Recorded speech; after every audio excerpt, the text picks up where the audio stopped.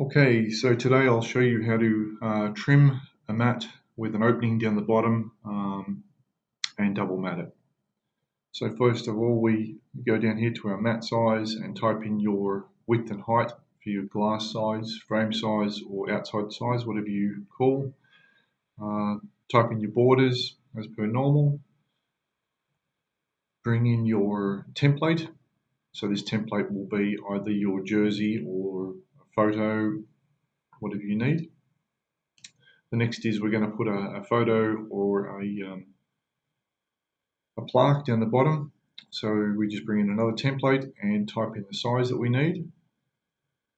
So I'm just going to say that is 100 by 50. And position this photo or template wherever you need. So whether it's going to be inside of the photo or overlaying, whichever way you want it. For this purpose, I'll run it flat with the bottom edge of the opening. So next of all, I'm going to run the mat that comes on the inside of the opening.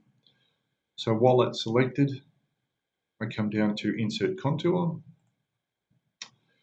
Now, reveal means how much of the mat will be revealed around here.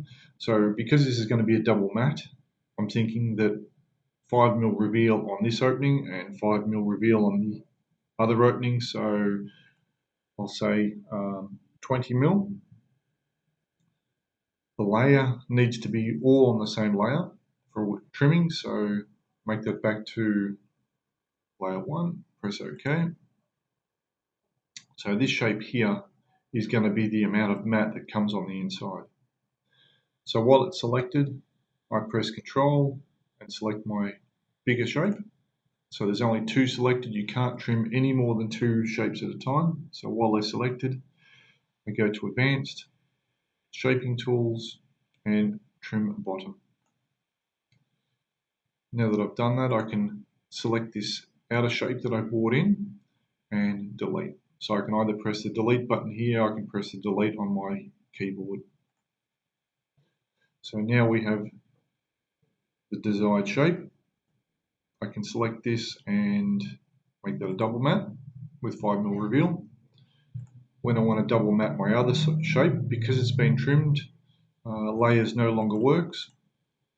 I have to come down to Insert Contour, select, mat reveal, 5mm, second mat, press OK. And there we have as per the picture.